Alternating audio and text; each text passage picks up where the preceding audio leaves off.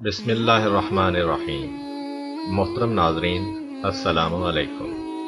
سورہ آل عمران آیت نمبر 180 میں ارشاد رب العزت ہوتا ہے، جو لوگ خدا کی دی ہوئی نعمتوں کو خرچ کرنے میں بخل سے کام لیتے ہیں، انہیں ہرگز یہ نہیں سوچنا چاہیے کہ یہ اچھا کام ہے، بلکہ یہ بہت برا کام ہے۔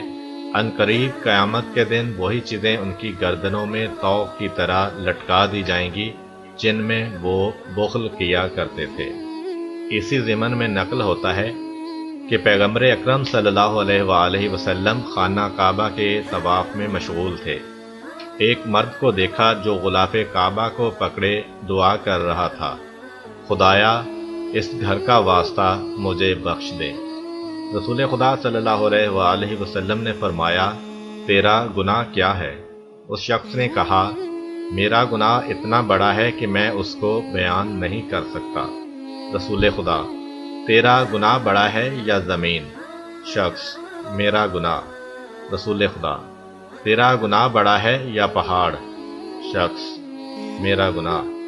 رسول خدا، تیرا گناہ بڑا ہے یا آسمان؟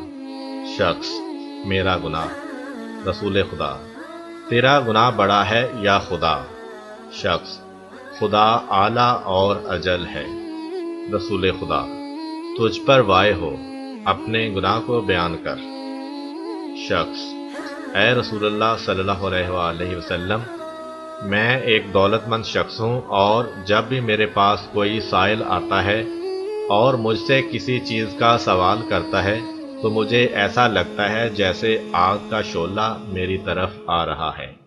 پیغمبر اکرم صلی اللہ علیہ وآلہ وسلم نے فرمایا، مجھ سے دور ہو جا اور مجھے اپنی آگ میں نہ جلا۔ اس خدا کی قسم جس نے مجھے ہدایت اور کرامت کے ساتھ مبعوث کیا، اگر تو رکن و مقام کے درمیان کھڑا ہو اور 2000 سال نماز پڑھے اور اس قدر گریہ وزاری کرے کہ تیرے آنسوؤں سے نہریں جاری ہو جائیں اور ان آنسوؤں سے درخت سیراب ہوں، پھر اس وقت تو بخل اور کنجوسی کی حالت میں مر جائے تو خداوند متعال تجھ کو جہنم کی آگ میں ڈال دے گا۔ تجھ پر وائے ہو، کیا تو نے قرآن نہیں پڑھا کہ خدا فرماتا ہے، جو بخل کرتے ہیں وہ اپنے ہی حق میں بخل کرتے ہیں۔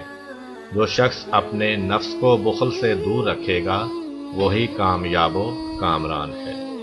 امید کرتا ہوں کہ آپ کو آج کی ویڈیو پسند آئی ہوگی۔ اگر آپ کو ہماری ویڈیو پسند آئی ہے تو ویڈیو کو لائک کریں، اور مزید اس طرح کی ویڈیوز دیکھنے کے لیے ہمارا چینل سبسکرائب کر لیں۔ ملتے ہیں ایک نئی ویڈیو کے ساتھ، اجازت دیجیے، اللہ حافظ۔